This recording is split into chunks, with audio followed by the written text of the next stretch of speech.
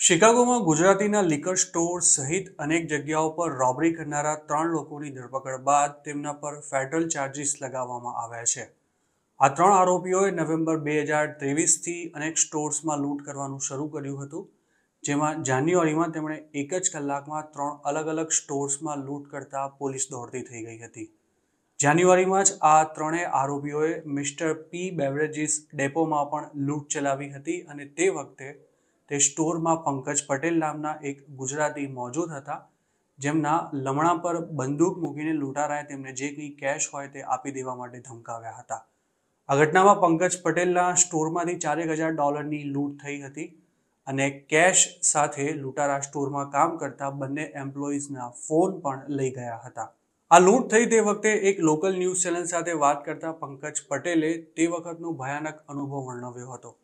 પંકજ પટેલે જણાવ્યું હતું કે ત્રણેય લૂંટારાએ તેમને શૂટ કરી દેવાની ધમકી આપીને કેશ રજિસ્ટરમાંથી પૈસા કાઢી લીધા હતા અને ત્યારબાદ તેમણે બીજા એક કર્મચારીને મોઢા પર પંચ માર્યો હતો.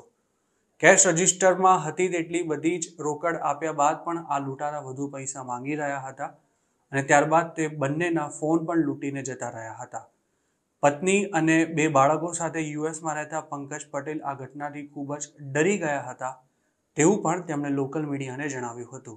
ફેડરલ પ્રોસિક્યુટરના જણાવ્યા અનુસાર શિકાગોમાં ઢગલાબંધ રોબરીઝને અંજામ આપવાના આરોપમાં જે 3 આરોપીને પકડવામાં આવ્યા છે તેમના નામ અડારીસ હેરિસ, જોર્ડન ફ્રોક્સ અને રૂઝવેલ્ટ વિલ છે. આ તમામ આરોપીઓની ઉંમર 24થી 26 વર્ષ વચ્ચેની છે અને તેમના પર કાવતરું ઘડવા ઉપરાંત વેપન ચાર્જિસ પણ લગાવવામાં આવ્યા છે. આરોપીઓ સામે ટ્રાયલ શરૂ ન થાય ત્યાં સુધી તેમને ફેડરલ કસ્ટડીમાં રાખવામાં આવશે. યુએસમાં જ્યારે કોઈ વ્યક્તિની ખૂબ જ ગંભીર કક્ષાના ગુનામાં ધરપકડ થાય અથવા તેનાથી સામાન્ય લોકોને ખતરો હોય ત્યારે જ તેને અરેસ્ટ બાદ બોન્ડ પર છોડવામાં નથી આવતો. ઇન્ડિકમેન્ટ અનુસાર આરોપીઓએ શિકાગોમાં આવેલા સુપર સેવિંગ્સ ફૂડ, ફુચાનસ food and liquor, mister P beverages depot તેમજ યુગો લીકર અને ક્લેબન માર્કેટમાં રોબરી કરી હતી. તેમજ પોતાની આ કરતૂત તેમણે છેક 4 મે 2024 સુધી ચાલુ રાખી હતી અને આ દરમિયાન પણ શિકાગોમાં જ કેટલાક બાર્સમાં રોબરી કરી હતી, જેની તપાસ હાલ ચાલી રહી છે. આ કેસમાં જો આરોપીઓ પર લાગેલા ચાર્જિસ સાબિત થાય તો તેમને 30 વર્ષથી લઈને આજીવન કેદ સુધીની સજા થઈ શકે છે.